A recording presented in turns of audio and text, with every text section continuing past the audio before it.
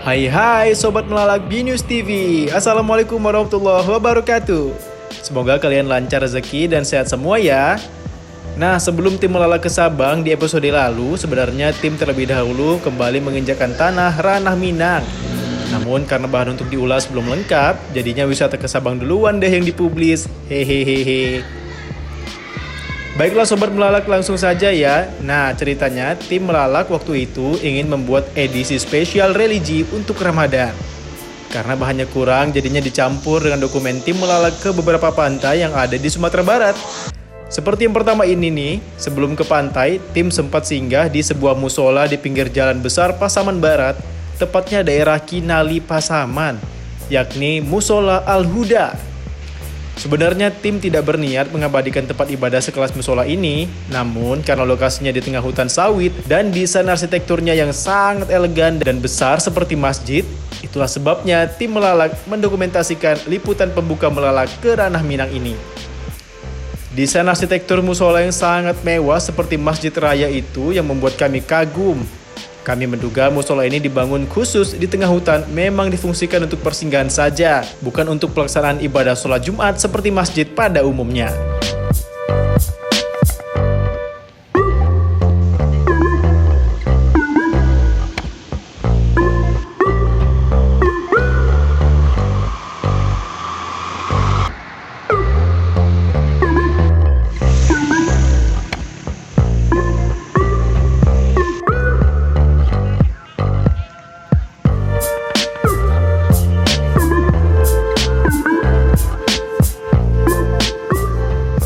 Tibalah tim ke salah satu pantai yang ada di Pariaman, yakni Pantai Gondaria. Nah, mengulik tentang keindahan pantai-pantai Indonesia memang tak akan ada habisnya. Hal ini karena Indonesia sendiri merupakan negara kepulauan yang diapit oleh laut dan samudra. Tak terkecuali kota Pariaman. Di kota yang terletak di sisi barat Provinsi Sumatera Barat ini, Anda bisa menemukan beberapa pantai sebagai tujuan wisata yang patut dikunjungi. Pantai-pantai yang ada di kota Pariaman ini berbatasan langsung dengan Samudra India. Tepian laut yang dihiasi pasir putih semakin mempercantik landscape-nya. Sejauh mata memandang, lautan biru dengan sedikit gradasi warna di bibir pantai akan memanjakan mata Anda. Rasanya tak lengkap jika Sobat Melalak bertandang ke kota Pariaman, tapi nggak singgah ke pantai yang satu ini, Pantai Gondaria, sebuah ruas pantai wisata dengan panorama pulau-pulau kecil di pusat kota Pariaman. Perpaduan posisi yang strategis, panorama yang indah, dan konturnya yang landai membuat pantai ini menjadi salah satu objek wisata paling populer di sini. Asal-usul nama Pantai Gondaria memiliki kisah tersendiri. Gondaria merupakan nama seorang gadis dalam cerita rakyat Minangkabau. Menurut Kabid Pemasaran dan Kerjasama Pariwisata Kota Pariaman, Asnul Nazar, kisah ini sudah semakin jarang diketahui oleh masyarakat, kecuali oleh kalangan sesepuh. Kisah tersebut menceritakan perjalanan cinta seorang pemuda bernama Anggun Nantongga dengan Putih Gondaria yang tak lain adalah sepupunya. Nantongga dalam cerita rakyat tersebut di kemudian hari dijadikan nama sebuah hotel di tepi pantai Pariaman yang merupakan hotel tertua di kota ini. Keberadaan hotel ini menjadi inspirasi nama pantai oleh Dinas Pariwisata Kabupaten Padang Pariaman saat itu. Selain berfoto dengan latar belakang laut lepas, di pantai ini juga terdapat monumen berbentuk tank. Monumen ini bernama Monumen Perjuangan TNI Angkatan Laut Kota Pariaman. Bangunan yang menyerupai panggung dengan tulisan Pantai Gandoria juga bisa menjadi tempat untuk mengabadikan momen kunjungan Anda ke Pantai Gandoria. Menariknya dari pusat kota, Anda tidak perlu jauh-jauh berkendara untuk berkunjung ke sini. Bahkan jika Anda lihat di peta online, jarak dari pusat kota kurang dari 2 km. Maka dari itu sayang sekali rasanya jika berkunjung ke kota Pariaman namun melewatkan kesempatan untuk main di Pantai Gandoria. Menurut Murad Masri, Kepala Dinas Pariwisata periode 1983 hingga 1995, awalnya ada 3 opsi penamaan, yaitu Piaman Indah, Angsoduo, dan Gandaria. Dari ketiga opsi tersebut, akhirnya nama Gandaria yang dipilih dan diresmikan sebagai nama pantai ini pada masa pemerintahan Bupati Zainal Bakar periode 1990 hingga 1994 waktu itu. Panorama laut memang menjadi salah satu keunggulan utama pantai ini. Di lepas pantai setidaknya terdapat gugusan 6 pulau kecil yang terlihat bagaikan menghias cakrawala. Keenam pulau itu adalah Pulau Kasya, Pulau Angso, Pulau Tangah, Pulau Ujung, Pulau Gosong, dan Pulau Bando. Di samping menikmati keindahan panoramanya, pantai ini juga menyajikan berbagai aktivitas rekreasi laut yang bisa menjadi pilihan saat liburan. Di antaranya berenang, selancar, dan beraneka ragam olahraga pantai lainnya. Sayangnya fasilitas rekreasi tersebut sebagian hanya tersedia pada saat akhir pekan saja dan musim liburan.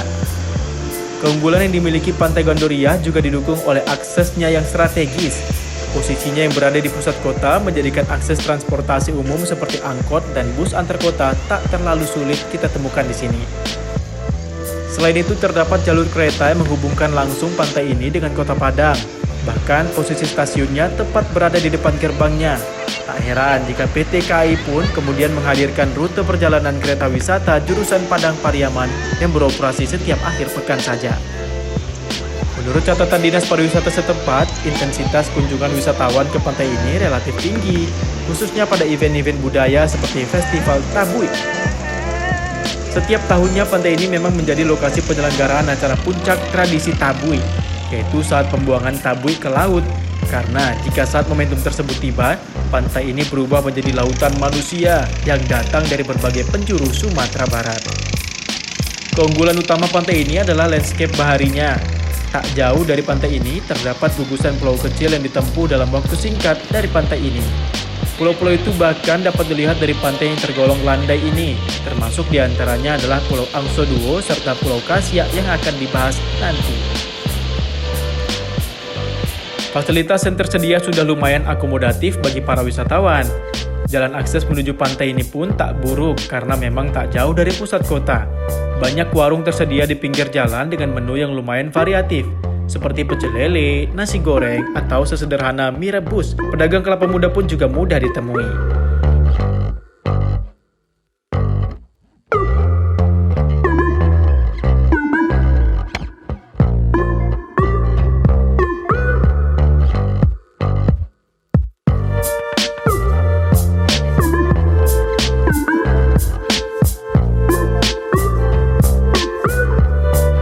Dari Pariaman, tim melalak bertolak ke Kota Padang.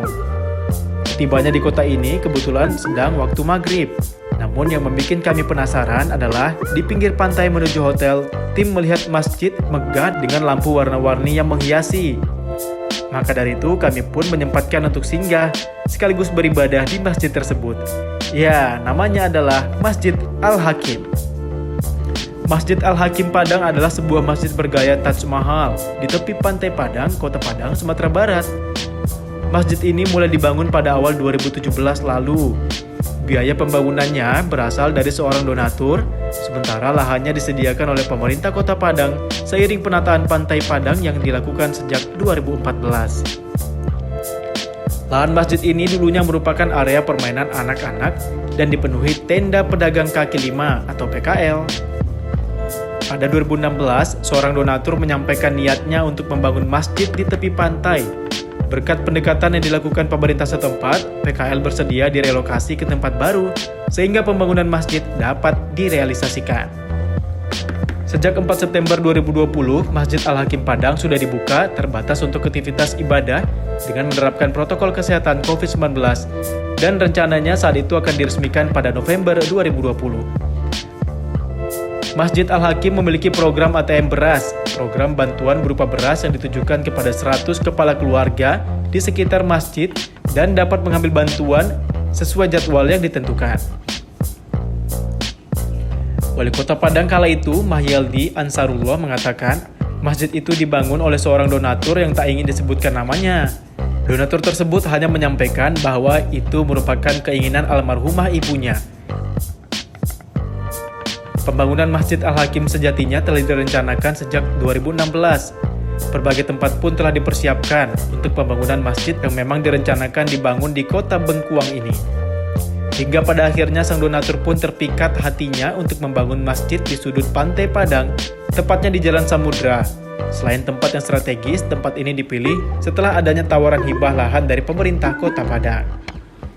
Akhirnya pada awal 2017, pembangunan masjid pun dimulai, yang ditandai dengan peletakan batu pertama. Setahun pembangunan berjalan, wujud Taj Mahal mulai kelihatan. Dan akhirnya masjid ini diresmikan pada September 2020. Peresmian masjid ini ditandai dengan menggelar sholat Jumat berjamaah. Keunikan dari masjid ini terletak pada bangunannya yang menyerupai Taj Mahal di India. Karena jika kocek Anda tak sampai untuk mengunjungi Taj Mahal yang asli, Anda tinggal datang ke masjid ini untuk mengobati rasa penasaran Anda akan Taj Mahal. Secara umum, masjid ini memiliki 5 kubah dan 4 menara. Desain Masjid Al-Hakim sendiri adalah rancangan seorang arsitek lulusan Universitas Islam Indonesia, Rio Widya Pratama. Rio bernaung di sebuah biro arsitek di Pekanbaru yang dihubungi oleh donatur pembangunan masjid pada 2016 ketika masjid ini sedang direncanakan pembangunannya. Ketika Anda berkunjung ke masjid ini pada waktu sore, Anda dapat menyaksikan pemandangan sunset yang sangat bagus untuk diabadikan. Suasana di malam hari pun sangat indah. Pada malam hari, Anda akan terkesima dengan keindahan warna-warni pencahayaannya. Dengan latar masjid berwarna putih, membuat pencahayaannya semakin bagus. Hal menarik lainnya adalah di dalam masjid ini terasa nyaman dan adem. Arsitektur bagian dalam masjid memadukan warna putih dengan pinggiran kuning keemasan, sehingga beribadah di dalam masjid akan membuat Anda terasa nikmat dan nyaman. Selain mewah dan indah, masjid ini pun ramah untuk kaum difabel, sebab masjid ini tak hanya menyediakan tangga, namun juga menyediakan jalan khusus yang tersedia untuk kaum difabel. Masjid Al-Hakim terletak pada lokasi yang strategis, yang berada di kawasan Pantai Padang, tepatnya di Jalan Brok Nipa, Kecamatan Padang Selatan, Kota Padang, Sumatera Barat. Sekitar 30 menit dari Bandara Internasional Minangkabau bila menggunakan kendaraan pribadi. Lokasi ini juga mudah ditemukan karena berada di pusat Kota Padang. Sayangnya, belum ada angkutan umum atau angkot melintas di kawasan ini. Alternatifnya adalah menggunakan ojek online atau ojek konvensional dari Pasaraya Padang. Di sekitar masjid banyak sekali objek wisata yang bisa Anda datangi, seperti Kota Tua Padang, Jembatan Siti Nurbaya, Museum Aditya Warman, Gunung Padang, dan lain-lainnya. Karena Anda tak perlu bersusah payah untuk mencari beragam destinasi wisata. Sebagai masjid yang terletak di kawasan wisata, masjid ini memiliki fasilitas yang sangat lengkap, antara lain tempat wudhu, kamar mandi atau WC, sound system dan multimedia, kantor sekretariat, koperasi, jalan khusus penyandang disabilitas, tempat penitipan sepatu dan sandal, taman, parkir, dan kantin. Bagaimana Sobat Melalak? Anda tertarik kan mengunjungi Masjid Al-Hakim replika Taj Mahal ini?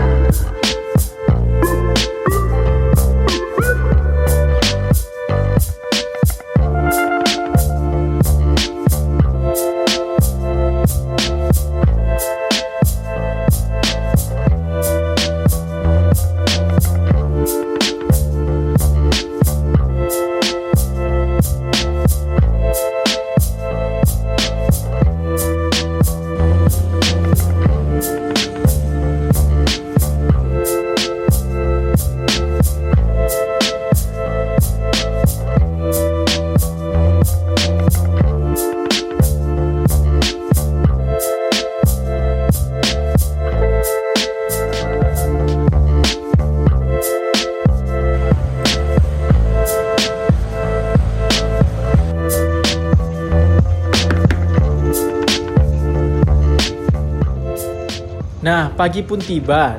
Tim beranjak ke lokasi yang lagi hit saat ini, yaitu kawasan Mandeh.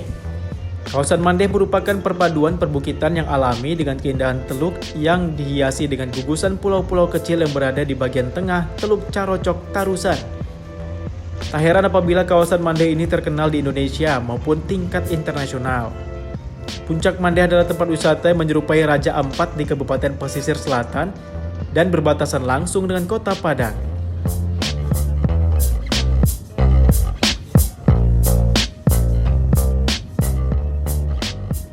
Puncak Mandeh terletak kurang lebih 56 km dari Kota Padang dan dapat ditempuh menggunakan mobil selama 1 jam perjalanan.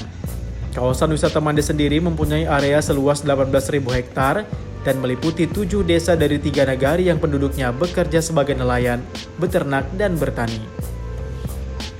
Dari Puncak Mandeh, Anda bisa melihat gugusan Pulau Traju Pulau Setan Kecil, Sironcong Besar dan Kecil, serta Pulau Cubada dan gradasi warna air lautnya yang menambah keindahan kawasan Mande ini.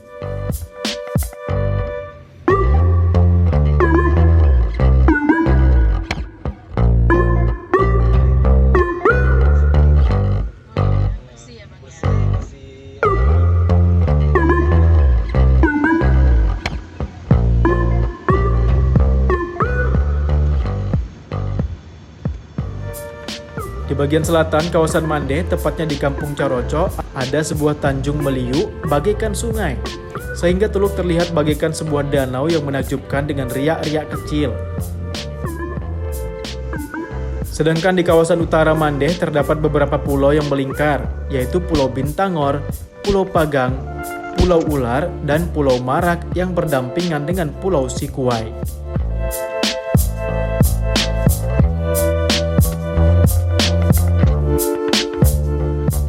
Gerbang masuk kawasan Mande dapat dicapai melalui laut dan jalan darat.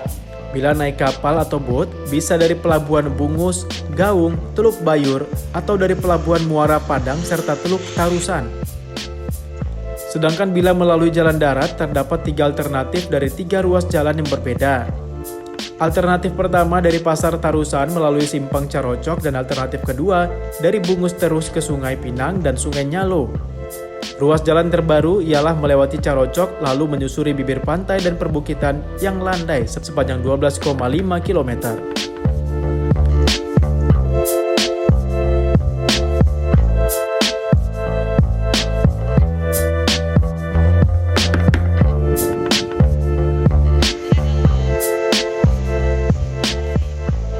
Kawasan wisata Puncak Mande di Kabupaten Pesisir Selatan, Sumatera Barat menawarkan pemandangan yang menakjubkan. Pesona laut biru dengan pulau-pulau kecil di atasnya membuat destinasi ini dijuluki sebagai Raja Ampatnya Sumbar. Mande memiliki 7 pulau beragam. Ada banyak kegiatan wisata bisa dilakukan di Mande, seperti snorkeling, diving atau menyelam, cliff jumping, jet ski, banana boat, dan lainnya. Di sana juga terdapat air terjun. Puncak Mande menjadi tempat paripurna untuk melihat pemandangan ke arah Teluk Mande. Di atas sini, para pengunjung bisa melihat banyaknya perahu nelayan dan perahu wisata yang mengelilingi pulau-pulau di Mande. Sepanjang jalan masuk kawasan Mande diketahui memiliki banyak penyewaan perahu yang diperuntukkan untuk berkeliling Pulau Mande. Kamu juga bisa berpose di atas perahu dengan latar pemandangan alam Mande.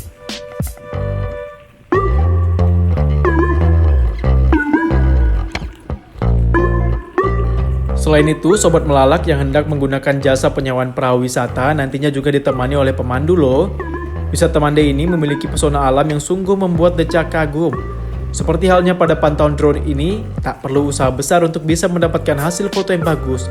Cukup kamu berpose di pinggir jalan, sudah memperlihatkan pemandangan Mande yang super ciamik. Walau begitu, kamu tetap harus berhati-hati ya ketika foto di pinggir jalan seperti ini. Dengan angle seperti ini, tentunya kamu bisa mendapatkan potret keindahan alam Mande secara menyeluruh. Jika Anda ingin melihat secara luas keindahan kawasan Mande, bisa memakai drone untuk memotret. Jika kamu memiliki keterbatasan alat untuk mengabadikan momen, gak usah khawatir, Anda bisa sedikit effort untuk naik ke atas bukit atau mencari pijakan sedikit lebih tinggi seperti ini. Dan Anda sudah bisa mengabadikan keindahan alam dari wisata Mande.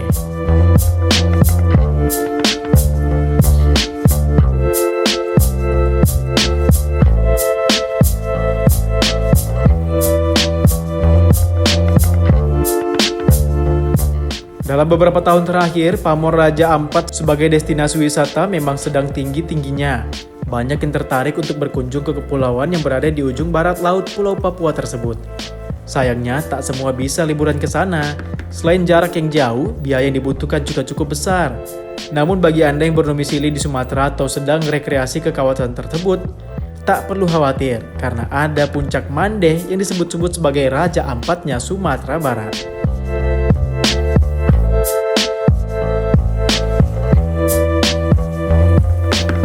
Lautan lepas dengan pulau-pulau karang yang tersusun rapi membuat Raja Ampat membius banyak turis. Tak hanya dari dalam negeri, melainkan juga mancanegara. Kepulauan yang berada di Papua ini memang sudah dikenal luas sebagai tambang emas bagi para penggemar petualangan. Sementara bagi para penyelam dalam dan luar Indonesia, Raja Ampat dianggap sebagai surga yang tak dapat diungkapkan dengan kata-kata. Tak hanya itu, Raja Ampat dikatakan sebagai wilayah yang penting di kawasan segitiga karang dunia, sebuah kawasan yang memiliki keanekaragaman hayati, karang tertinggi di dunia. Membentang di 6 negara termasuk Indonesia. Menurut data Rapid Ecological Assessment yang dilakukan Conservation International Indonesia dan The Nature Conservancy pada tahun 2001 dan 2002, kawasan ini memiliki sekitar 553 jenis karang. Keindahan Raja Ampat tak berhenti di situ. Wilayah gugus kecil di tempat ini juga memiliki kekayaan satwa penyu yang merupakan jenis yang dilindungi, seperti penyu sisik, penyu hijau, dan penyu belimbing atau Dermocelis corycea.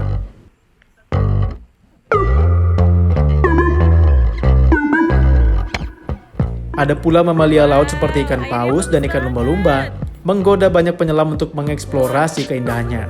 Sayangnya tak mudah untuk menuju kawasan Raja Ampat. Lokasinya yang berada di ujung timur Indonesia, membuat banyak orang, terutama yang tinggal di area barat, kesulitan untuk berekreasi ke wilayah tersebut. Perjalanan yang panjang, belum lagi biaya transportasi serta akomodasi yang lumayan mahal, menjadikan tak sedikit pelancong yang terpaksa mengurungkan niat mereka.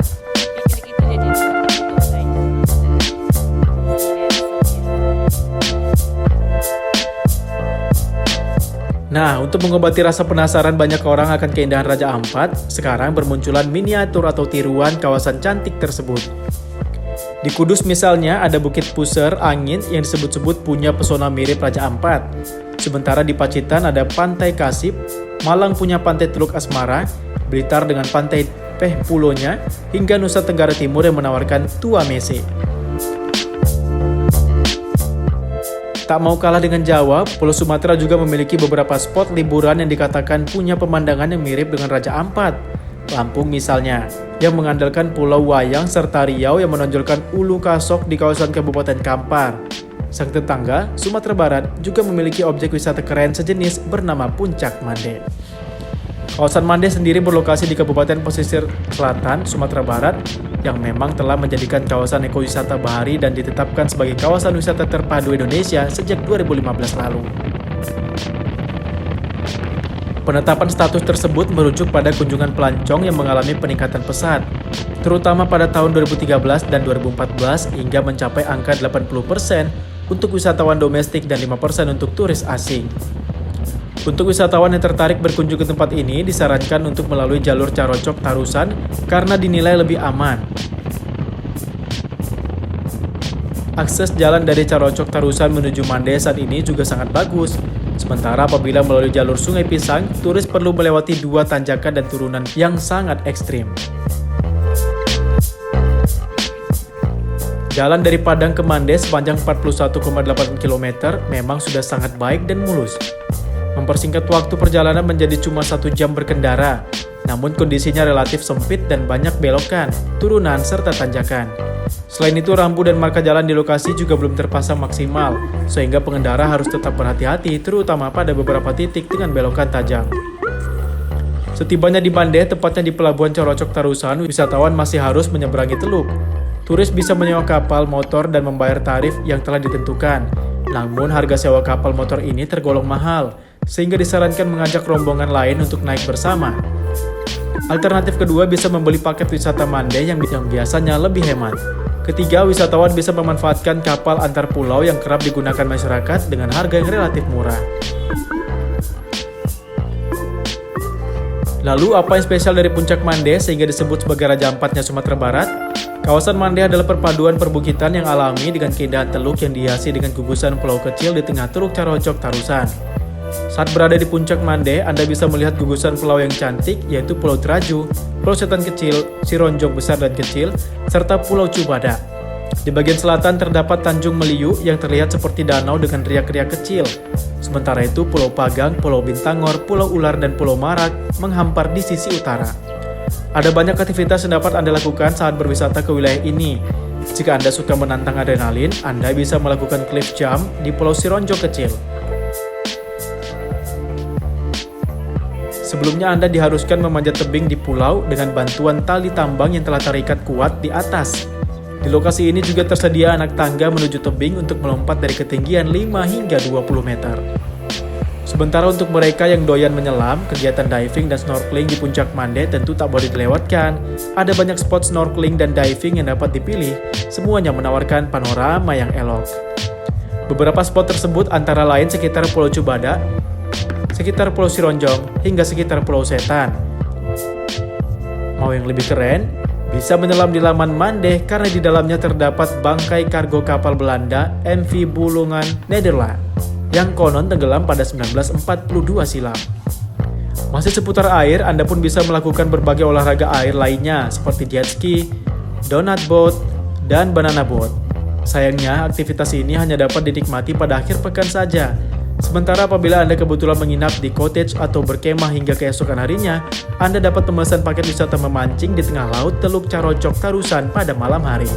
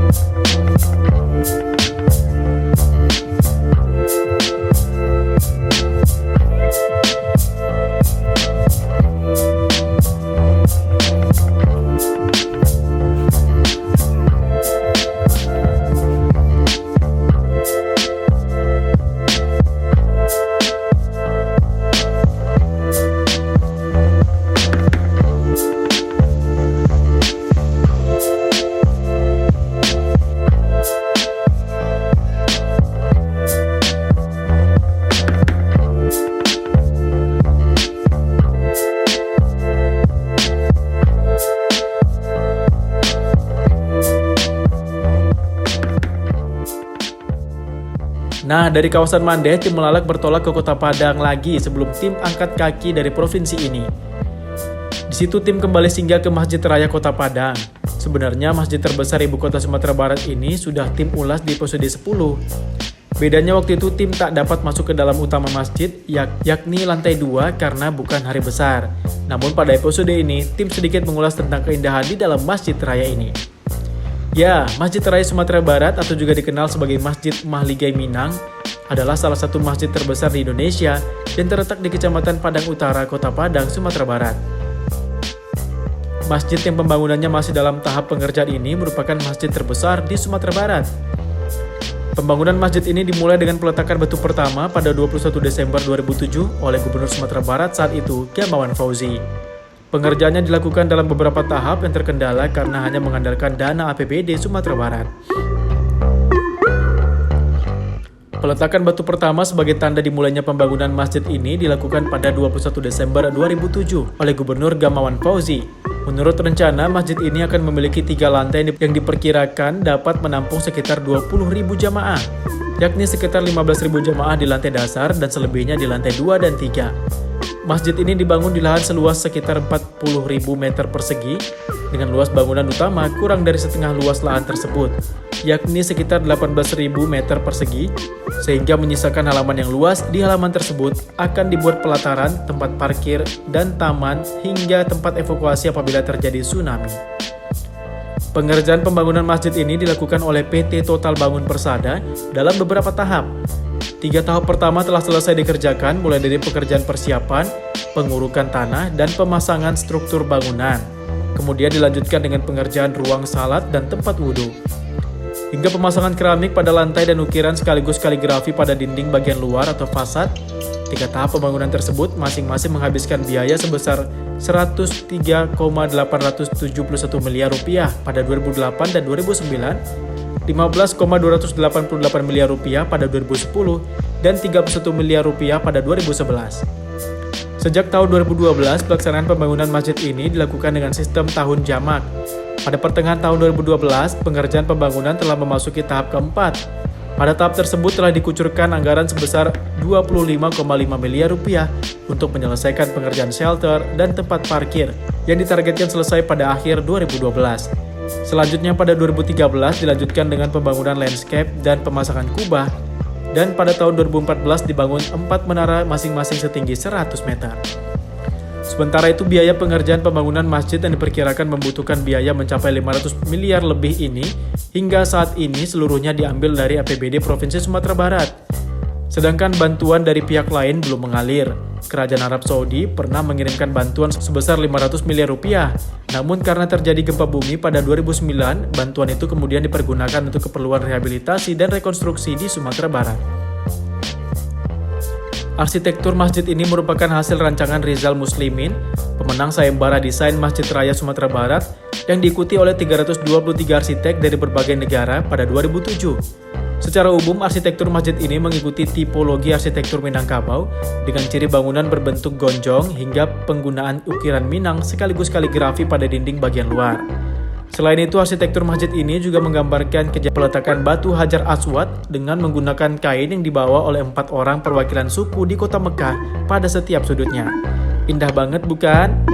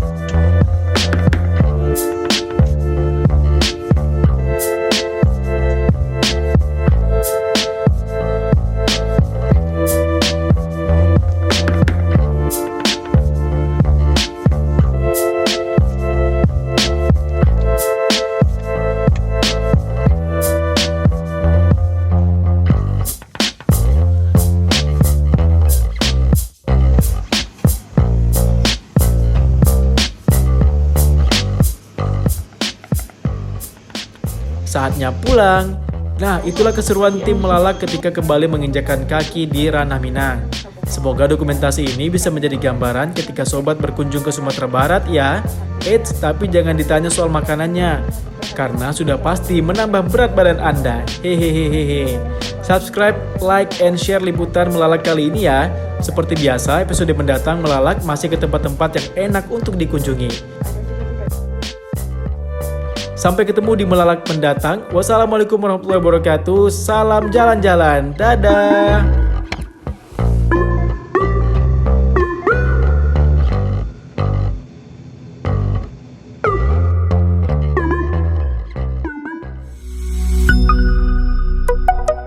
B News TV.